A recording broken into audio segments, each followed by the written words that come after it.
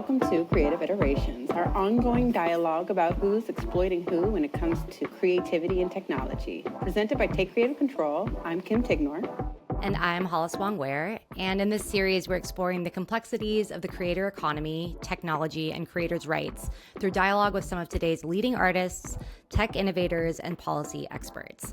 Recorded live and broadcasted on YouTube, we invite our communities to join our conversation to question and consider what an ethical, equitable, and abundant creative economy really means. We're excited to bring on today's two guests, Sian Morson and Latashá. But before we do, we'd like to set the table a little, just a little bit, with some definitions to frame our conversations.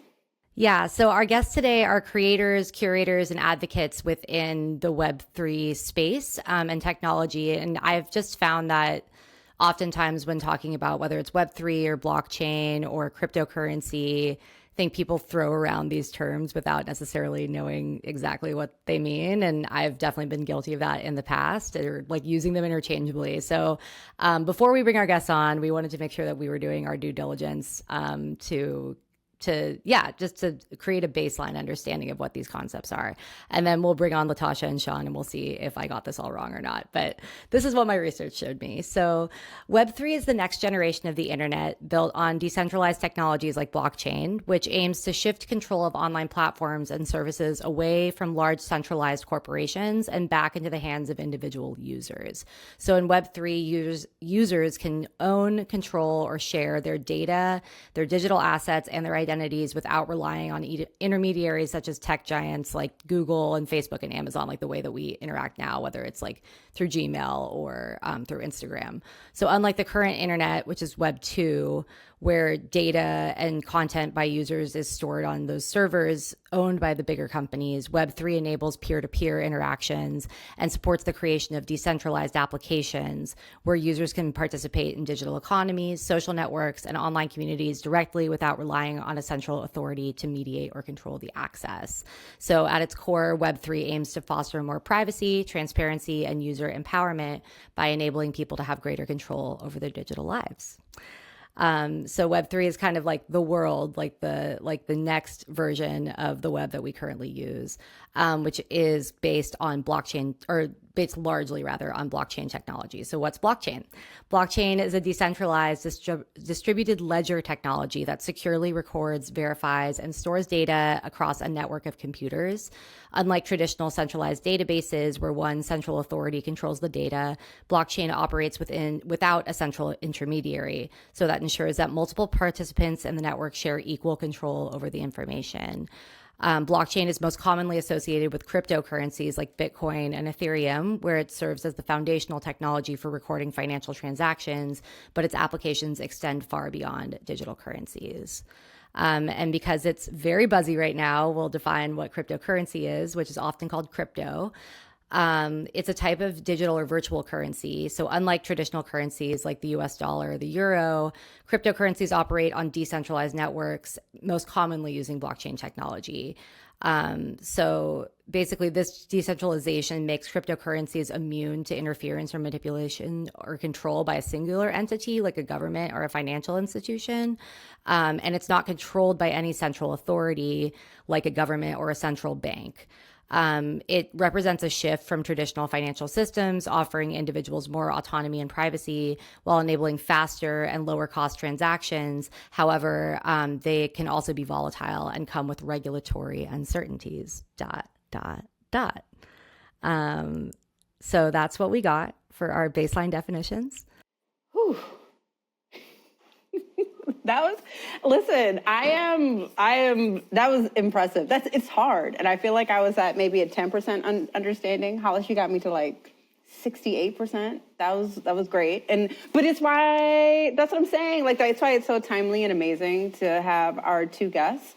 Latashá is a genre-defying sonic world builder who uses music, visual art, performance, and cutting-edge technology to craft immersive, multi-sensory experiences.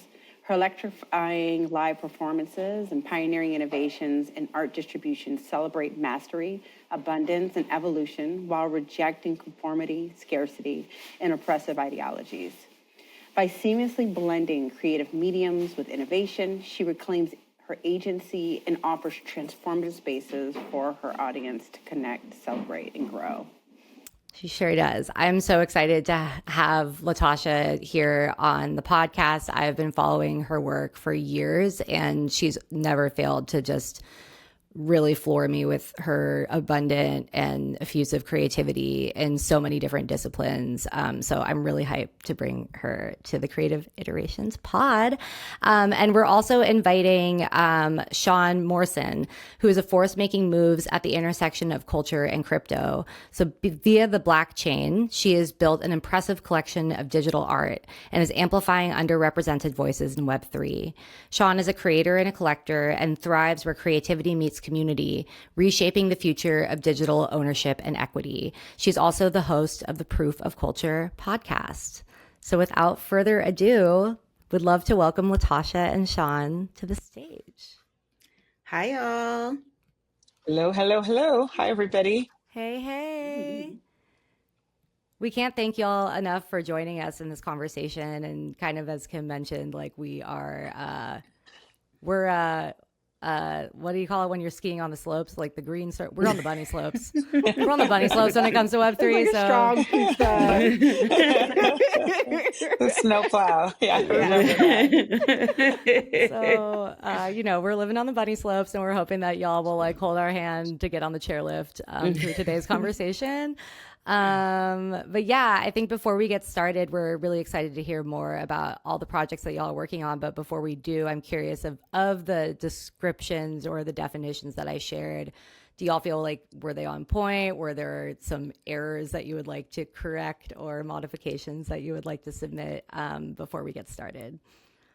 No, I thought they were pretty on point. Go ahead, Sian. Sorry. No, you go ahead. No, I will. I was literally going to say the same thing. I think they were on point. I think they're still pretty complex. And one thing you guys said, like you're only 68%.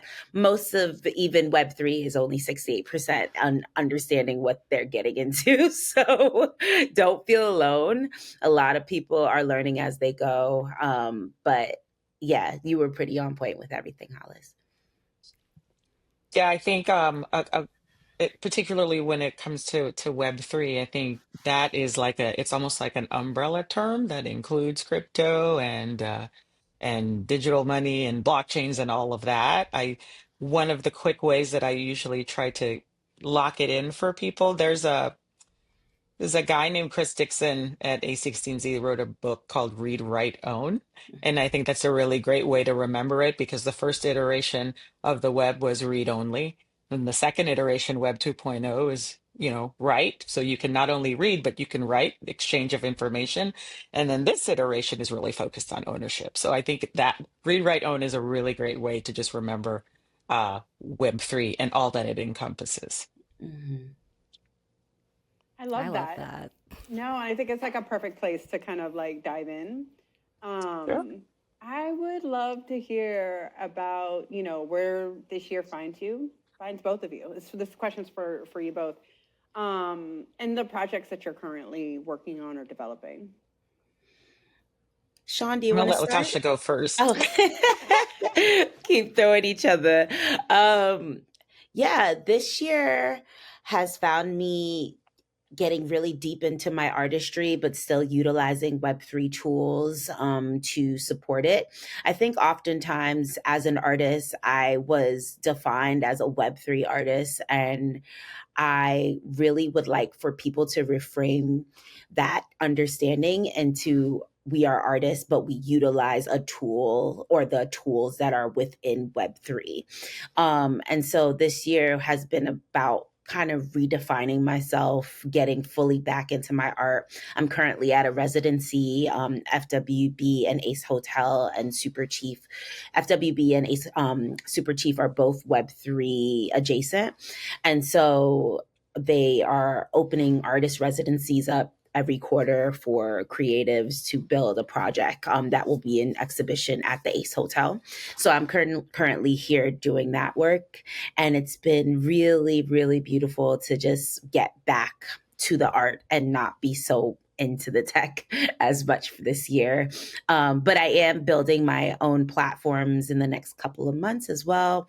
One called In Process, which will be available to the community to share their processes of works that they're building. And then another one called Topia, which we will talk about for 2026. Dot, Yeah, dot, and dot. when it comes to me, I think this year has started out pretty introspective for me. I think for many of us, right? We're looking within now. There's a lot happening, and I think Web3, and I think Tosh could probably back me up here when I say it's not the same space that it was in 2020 when we came in. It was so different. And Mm-hmm. so where I am in particular, with regards to the blockchain, is just really trying to see how I could still make a similar impact, understanding that the scene has completely changed. Mm-hmm. When we launched, we had the newsletter going out every Friday. It was everybody was engaged, and I think the bear market and some of the stuff that's been happening globally, there's been a shift in the Mm-hmm. space. And so I'm not doing as much content. I'm not doing the newsletter. I'm certainly still collecting, but really just thinking about what does the next quarter, the next year, the next 3, 4, 5 years looks like for the blockchain now that we've settled into now, probably being more of a collective. I Mm-hmm. also have my own personal journey as an artist and a creator. How do I bring all those things together to really sort of affect the same type of change that I wanted to when I started this? So that's kind of where I am right now. That's beautiful. Thanks for sharing. And I'm hearing like a theme for both of y'all that it's kind of the beginning of this year finds y'all like reconnecting to Mm-hmm. self and to practice Hmm. Hmm. and reflecting. And I'm curious, just for those of us that weren't really on the ground level, like in 2020, like how would you both characterize like what the vibe was like when maybe y'all were first introduced, versus like what the vibe is now in Web3? Oh, the good old days. Um, there was just this beautiful air, I'll say, of like we were moving in the right path for sovereignty and autonomy for creatives and builders. And this really potent opportunity for us to change industries that we were involved in. For me, a lot of my work was about reconstructing and deconstructing the music industry and how we could utilize blockchain to do that kind of work. But like Sean said, once the bear market hit, that really started to shift minds. But at that time in 2021, I was really grateful because obviously COVID hit and I was trying to figure out what I was going to do as a music artist and how I was going to make ends meet. And I found this beautiful world and I started selling art.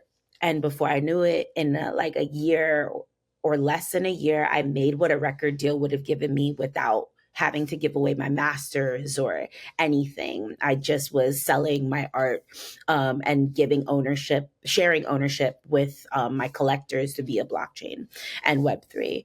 And it was just such a incredible time. I felt like artists felt like their money wounds were being healed and like they were just receiving value for the art that they were, creating. And I just really, really believe that that time's going to come back. But right now we're in a different period for sure.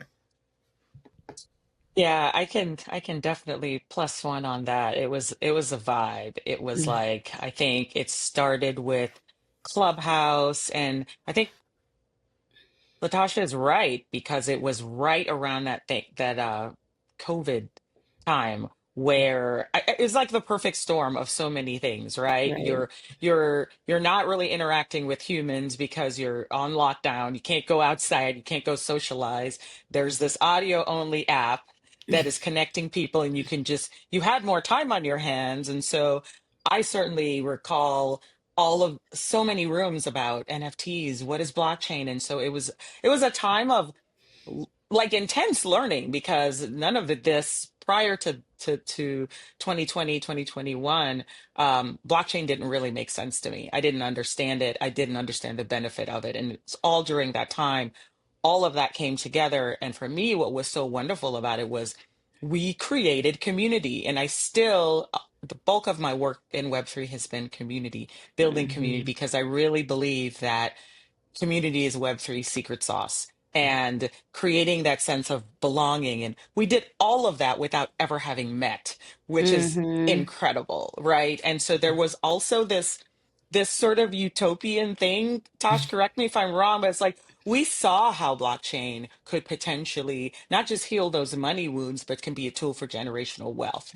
for Exactly. self-sovereignty, the ways that smart contracts would allow you to continue to get paid from something that you sold once as it changed hands. I mean, those Hmm. concepts are still real. They're still there, but yes, things have changed, but I really miss the community aspect of it. We were, Mm. I was trying to explain, Tosh, to Kim and Hollis before you came on, just the group chats. It's like seven different group chats until like 2 in the morning. And just like, Hmm. it was wonderful. And it was like, connecting with people in real life came after like sharing all these moments online, and then meeting in person was just sort of like the cherry on top. So it was Yeah. definitely, it was a different time. It certainly was. And oh, I'm so sorry, Hollis. I just wanted to add that I feel like at that time everyone was looking for connection too, like that was a part of that community because of COVID and because of Hmm. everything that was happening. So it was like you were finding community and you were also finding an ability to pay your bills all in one place. Yeah, yeah. And it was like so incredible for so many people.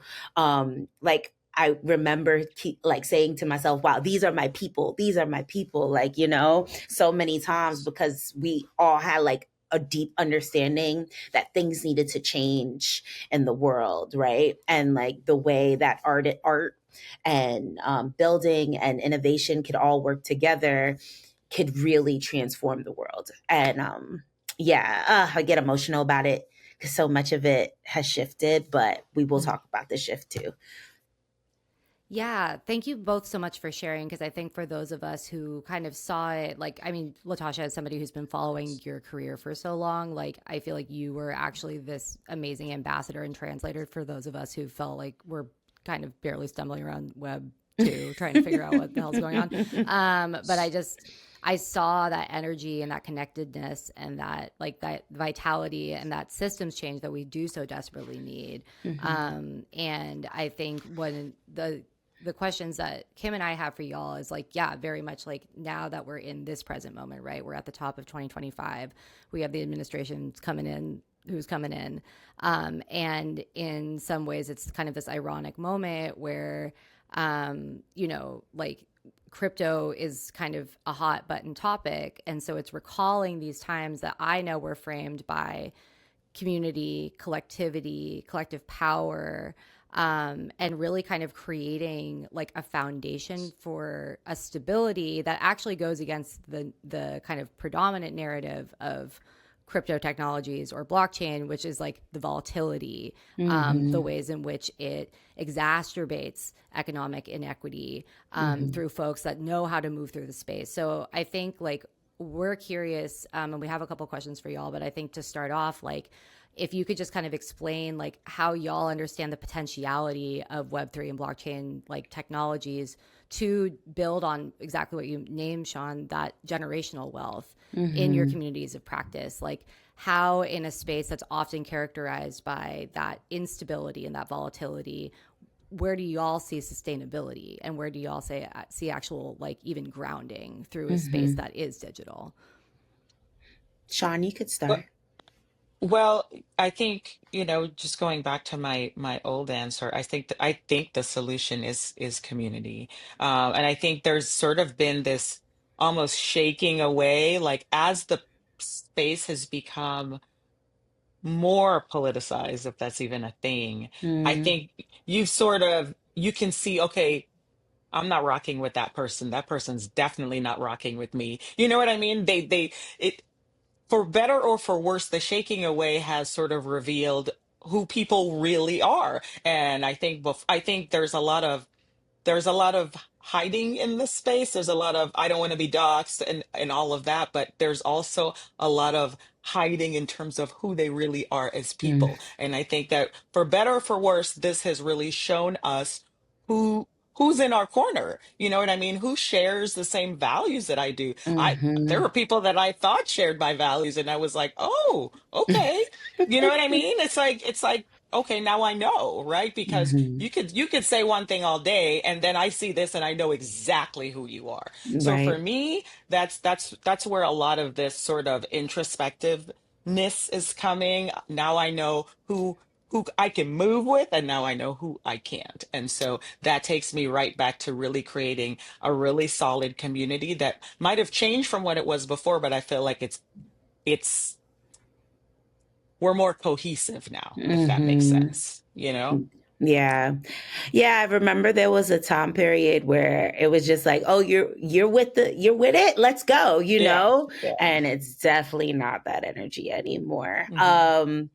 I mean, at the foundation of the space, it was like for me, it was like the crypto bros versus us, you know?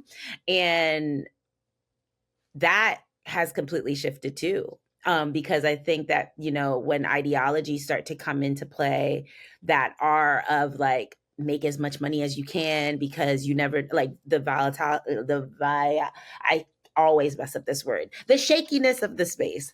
Um, the shakiness of the space really starts to affect the mental space of artists, and makes fear become the forefront of things instead of the actual understanding that if we build together and we commune together, we could really see some changes happen.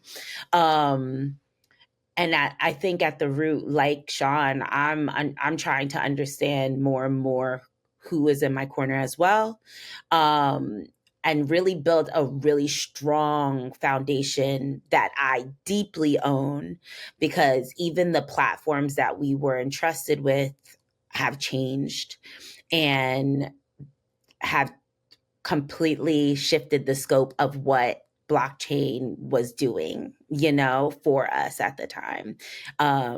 Like down to what Sean was talking about, the ability to receive rewards after for your art. That was something that got lost very quickly when the bear market hit. And the fact that a platform can do that, or many platforms can do that in itself, terrified me. So I was like, that means we need to be building our own platforms. And my heart is really excited for all the artists that are thinking in that way, because I think when artists build the platforms, they build it with the right intentions in mind. So I feel like, so you all have already kind of started to preview just this promise and peril discussion that we love to have on creative iterations, and just really looking at tapping into the promise of tech, and then also how it can, the perils that come with it. And also what I'm hearing, or at least what I hope I'm hearing, right, is the ebb and flow of new innovation, human nature, community.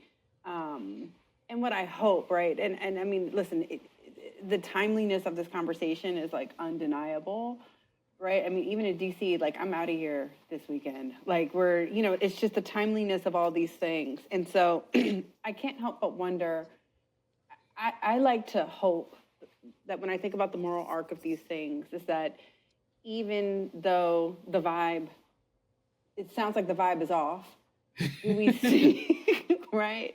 But do we see like an ebb and flow, Mm, right? Where we see an emergence or a return to what was just so promising about this space, and promising about these tools. What is it going to take to return to mhm. that promise? Because I just, even in this conversation, I had not, from all the reading and learning that I have always tried to do about this space, what has hit very hard in listening to you all talk is this idea of community, right? There's Mm-hmm. something really dope about this bridge of community building and economic justice Mm-hmm. that I have found very moving, even in the conversation that we've had thus far. And Mm-hmm. that, you can read as many articles as you want, but to hear, two people just kind of come together and really speak it into lived experience. So thank you even for what you've shared. But I am curious as to your thoughts, in terms of that ebb and flow, that promise and peril, the opportunity to return or to revisit or re-own some of those original, the beauty of those original days, and maybe what that next iteration will look like. Yeah. Yeah, I believe that there is a return, but the return is going to be very different from where it was when we first started, and I think we have to build it. I don't think it's going to be from others. I think it's going to be from those who see the necessity for the change.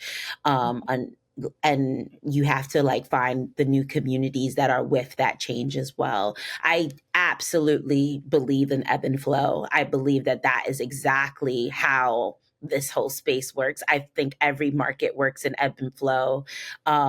And so, especially Web3, I think existence works in ebb and flow, period. But especially Web3. Obviously, with the bear market coming in, that was, our valley. And I always believe that with one valley comes some peak later on. A lot of people were saying that it was going to come sooner. We'll see. We also are hearing because of somebody who's in office, things will change. We'll see. Um, but I will say, this is a spicy take, no financial advice. Um, because of somebody who's in office, try to just grab something. Just, get a little of something because there will be influx at this point. And at least I would like to see the money that is coming in and the crypto that is coming in go to the right people this time instead of the same people who are going to do the wrongs with it. So I don't know if that makes any sense what I just said, but Sean is like thinking about it. but I do think it is ebb and flow. I definitely agree. I see the ebb and flow. I think we rode through a cycle together, Latasha, and I think that I still believe in community. I do think that the return will be different just because the space is different. Mm-hmm. And I think it's going to be really about finding your tribe and building with people that align with you. I do also agree that it will have to the promise of Web3 for creators, whatever that solution is going to have to be built by creators. And I think Exactly. that part of why we're seeing this big resurgence now is that, yes, there's a whole lot more retail folks coming in. So in 2020, we were the ones explaining to people what the blockchain is. And now they know. They just, they've heard about this and that. And so they're getting in there. And so it's certainly a different space than it was before, but it certainly does not negate the the the importance of finding your tribe and building with them. But and I think there's still a lot of opportunity, and we say this all the time in the space is like we're still early. We are still super early. So Mm-hmm. I think for those who might be on the periphery who are thinking about it, Come come on in, down. yeah, I think that we talk about Web3 like it's this far-fetched thing, but I feel like in order for true adoption to happen as well, people want to interact with Web3 like it's Web2. Like we're Mm-hmm. creatures of habit. We know what's intuitive to us. And right now there are a lot of things in Web3 that is just it's not intuitive at all. Mm-hmm. Signing every transaction, not intuitive at all. People don't do that in the real world. And so Mm-hmm. I think this is where there's a lot of opportunities to change that, to change how we interact with that underlying Web3 layer, right? Yeah. It still needs a whole lot of simplifying, and I think for people that are real builders, there's so much opportunity in Web3 to do that. Yeah. And the contract alone is so powerful. Like the ability to build these contracts in the back end for infrastructures, especially like in the music industry. I have this huge dream that labels or people who build their own labels could start utilizing blockchain to pay their teams. And just that will just create like so much transformation in the space in itself, because I'm tired of a net 30 and a net 90 and a net 60, and I just want to see people get paid immediately that are doing the work, and blockchain has that opportunity to do that if we do it right. So there's just like a lot of great case studies that can be made for this space if you care about it enough. Amazing. Thank you so much for sharing that, y'all. Because yeah, to the point of promise and peril and to the point of ebb and flow, I think what I hear from both of y'all is like there was a lot of enthusiasm, and sometimes that enthusiasm can mask the kind of like nuances that are important to observe and clock and like move in accordance with when it comes to alignment with folks. And adoption does not equate with shared values. Exactly. Say that. Exactly. And Yeah. I hear that. And I think that that's like a universal arc for so many communities, right? Exactly. So it makes sense that y'all, we're not only there in 2020, but now in 2025, recognizing like there actually could be a sea change here now, and we are still early days, but that creators really have to be the ones building the platforms, and like all Web3 platforms that you know, manage or host or provide a platform for creators and their IP are not necessarily, they could potentially be replicating the same type of Models, yeah. and exploitative models that we're very familiar with. Exactly. You know, like we're creating an alternative, but how are those actually like just the 2.0 of the same type of exploitation that we experience as creatives Exactly. every single day. So this, I'm so thrilled to just be able to tap in with you, and as Kim said, like the wisdom that y'all have shared already is just not only so insightful but also intriguing. Like I think like just to keep the conversation going, I'm so intrigued as to like how, you know, like in June or like at the end of December, like how things will have shifted in the space, especially with all the attention, the administration, and all the conversation. But we're going to shift to actually some call-in questions. Folks from our community called in with questions. And so we have 3 that would like to play for you. And this first one comes from Keith.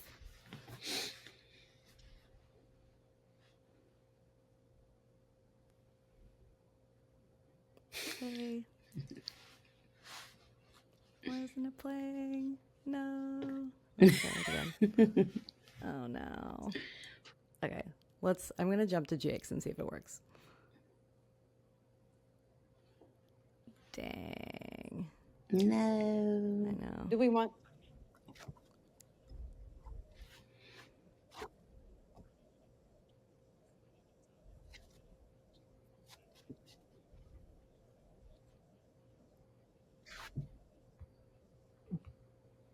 That's a great question. I would say I would just take digital art out of it. The value of art is what you ascribe to it. So whether it's digital or physical, I would say first off, buy what you love, buy what speaks to your soul.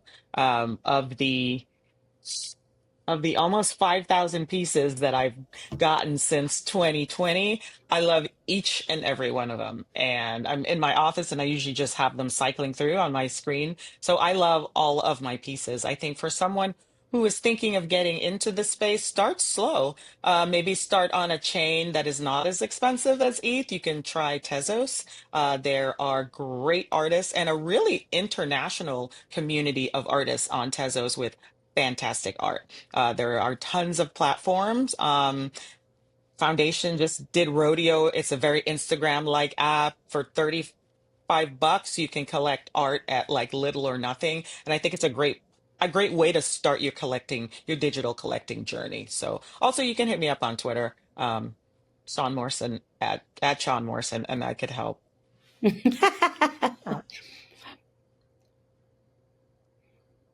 Oh, Hollis, you're on mute.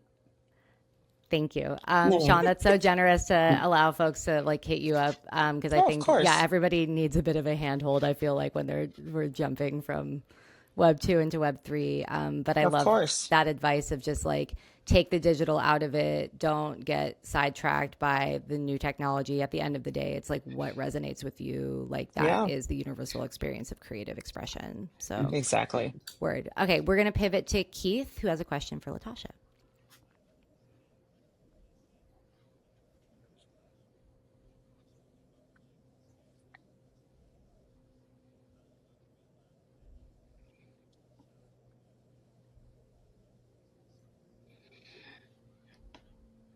Such a great question.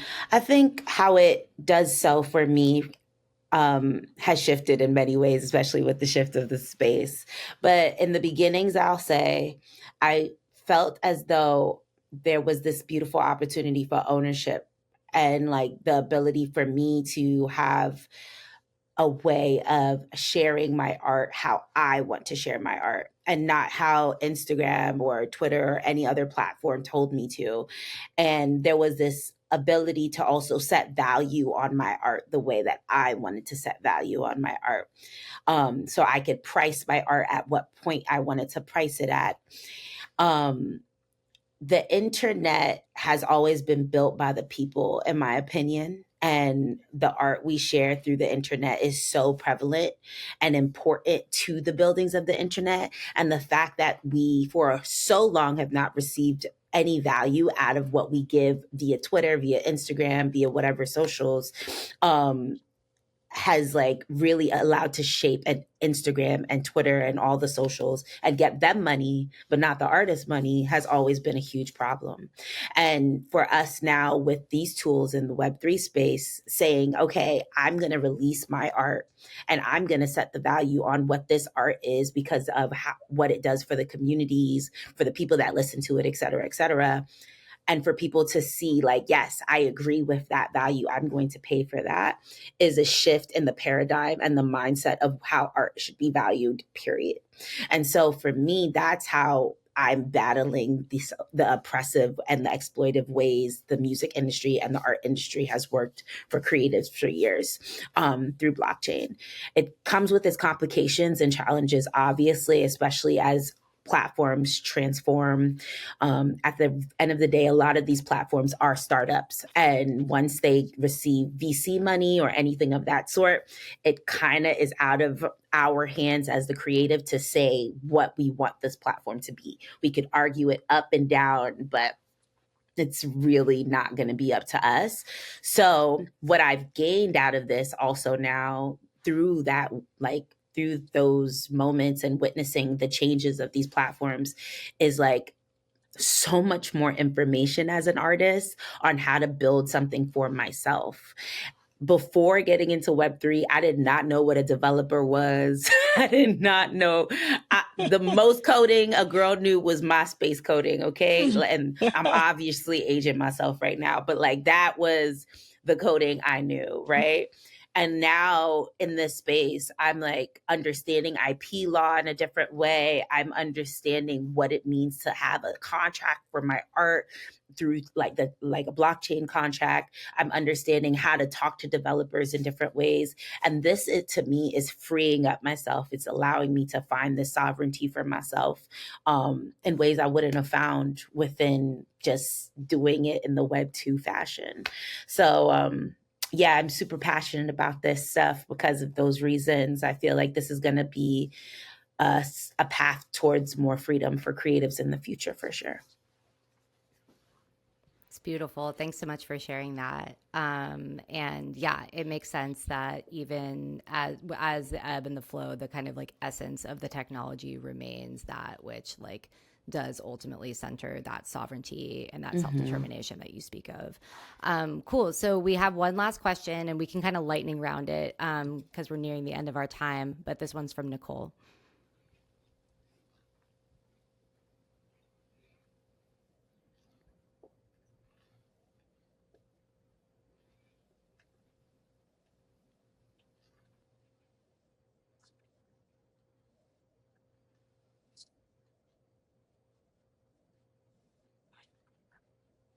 Hmm. Can we repeat the? Yeah, Yeah. absolutely. So her question was, how do you address skepticism or resistance in communities that might see blockchain and crypto as inaccessible or risky? Oh, good question. Go ahead, Sean. Well, I mean, it is risky. It just is. And so I think if someone is, I don't try to force anyone to do anything because at the end of the day, you have to be willing to lose whatever you are investing, right? So Mm-hmm. that's the first thing is I never try to downplay the risk and the volatility of this space because it's par for the course. What I typically will say is if you want to do sort of like a dollar cost averaging in, that's a low risk way to do it, but also it may not be for you. Like if you don't have the temperament for it, and if you're the kind of person that needs to check every single minute and every second, then you're probably doing yourself a disservice by doing that. And you may not have the temperament for it. There are other things to do. If you want to enter from a collector standpoint, you can set a budget. Here are the types of artworks that I want to collect within this price range and just stick to it.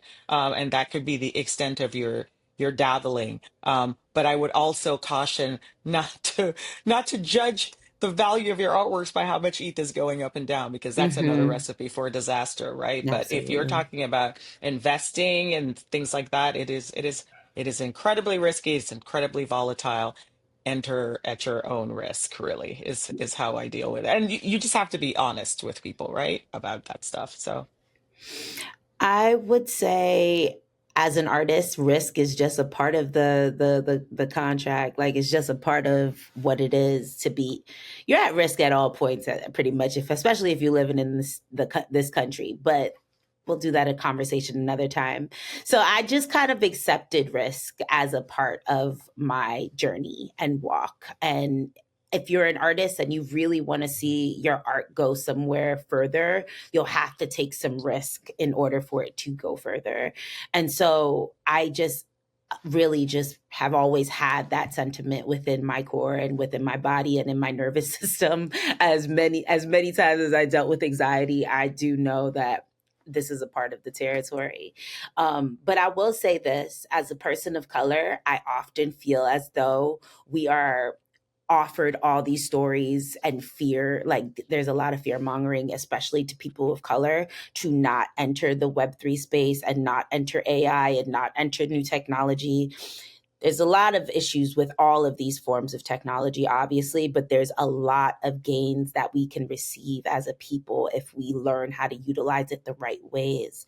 And so I am so, so adamant for people of color, especially, to learn this technology and get in early, because it's going to benefit them for the long run. So they're not left behind as we have been in so many times.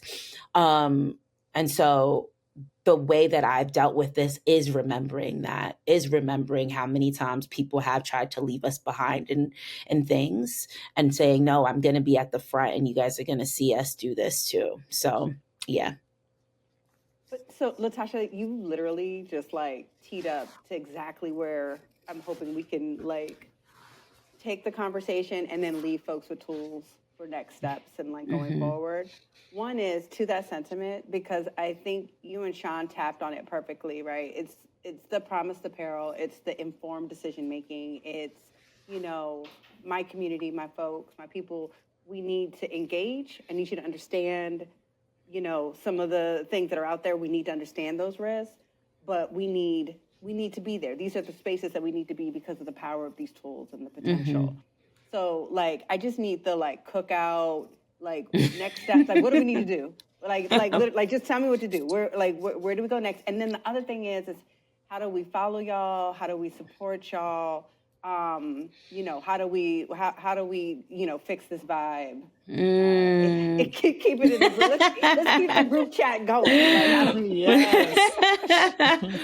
yes. Well, you could follow me at Call Me Latashá. And I will be honest, right now, I'm so dedicated to creating a lot of art. So I haven't been in the education realm of Web3 for the last couple of months. But when the new platforms that we're developing do arise, I will be back in some forms of education and offering in that form. So if you're looking for that education, check me out around March. But also check out the art, because the art also utilizes a lot of these tools, and you could learn through being in participation with the art itself.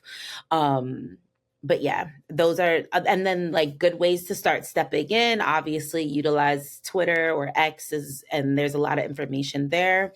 Farcaster is also a huge platform that utilizes a lot of Web3 connectivity. I'm trying to think of like a good Telegram or Discord. There's nothing Oof. out right now. It's quiet right Yeah, now. And I it's wouldn't even quiet. let you guys come in right now because we're still in. I wouldn't. I He wouldn't. said, After no, no, all stay that, out, stay out. after all this conversation, I tell you guys, take some time.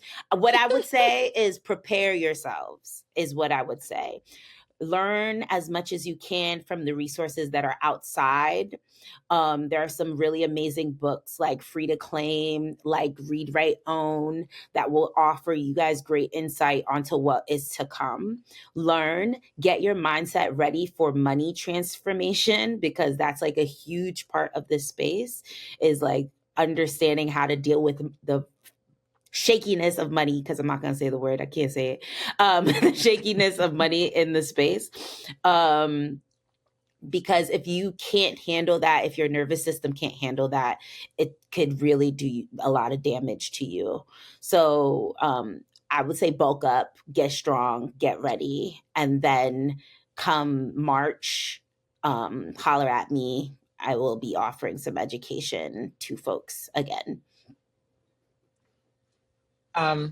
Quiet as it's kept, Latasha herself has onboarded probably a couple thousand artists into Web3.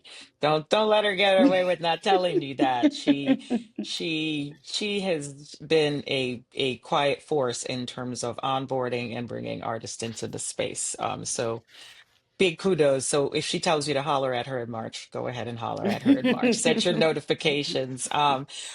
In terms of me, like I said, we are not putting out the content that we used to anymore. However, I am really, really interested in onboarding new collectors. So if you are curious about collecting digital art, message me on Twitter. I'm at Sian Morson. I am looking to work with a small cohort of people and just expose them to new artists, come in at a low price point and onboard them into the collecting world. So, yeah, feel free to reach out to me and I'm happy to help.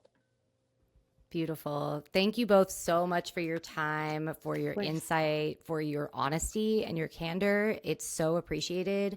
And I think that I know I leave this conversation feeling really motivated to learn, to your point, Latashá, and also to think about, like, to your point, Sian, how, like, especially those of us who are creatives, how are we actually learning about ownership on, it's not just output, but it's also like contributing back and like contributing to the creative community.